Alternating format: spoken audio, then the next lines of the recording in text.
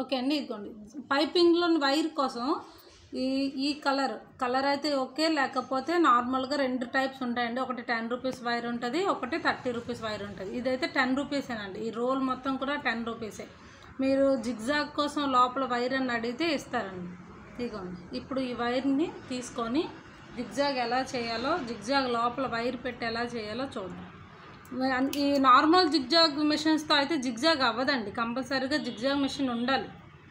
ఓకేనండి, చూడండి wire open చేస్తే మనకు అంతటికి ఒక ఫ్రాక్ అయితే సరిపోద్ది. ఒక వైర్, ఒక 10 రూపీస్ వైర్ మొత్తం కూడా ఒక ఫ్రాక్కి సరిపోద్ది. ఒక వైర్ ఒక స్టార్టింగ్ తీసుకొని క్లాత్ ఏదైతే ఉందో ఇదిగోండి రాంగ్ సైడ్ వైపు మనం జిగ్జాగ్ నార్మల్గా ఎలా చేస్తామో దీనికి కూడా అలాగే, కాకపోతే ఈ వైర్ లోపలికి ఈ క్లాత్ లోపలికి వైర్ని ఇలా పెట్టి ఇలా ఫోల్డ్ చేయాలి. ఓకేనండి, ఇప్పుడు దీన్ని ఏదో ఒక స్టార్టింగ్ పెట్టేసుకొని ఇలాగ లోపల నుంచి బయట నుంచి కిందకి అలాగ జిగ్జాగ్ చేసుకుంటూ పోవడం. చూడండి, వైర్ని లోపల పెట్టాను. వైర్ని లోపల పెడుతూ క్లాత్ని మన నీడిల్కి అందించాలి. నార్మల్ జిగ్జాగ్కి దీనికి ఏంటంటే, నార్మల్ జిగ్జాగ్ కొంచెం రోలింగ్ అవుతుంది, కానీ దీనంత రోలింగ్ అవ్వదు. సో ఈ వైర్ పెట్టుకుంటే కొంచెం రోలింగ్ అనేది ఎక్కువ అవుతుంది.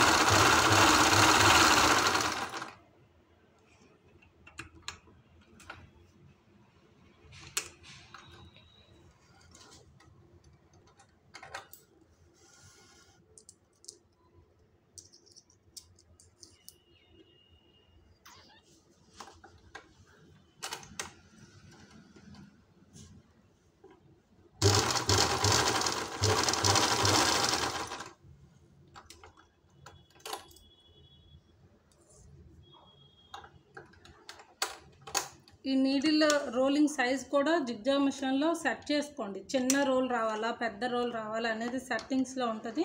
సెట్ చేసుకోండి. అంటే ఈ కుట్టు అనేది చిన్నది పడాలా, దగ్గరగా పడాలా, పెద్దది పడాలా అనేది మిషన్లో అడ్జస్టబుల్ ఉంటాయి. సో అది మీరు చూసుకొని చేసుకోండి. ఇలా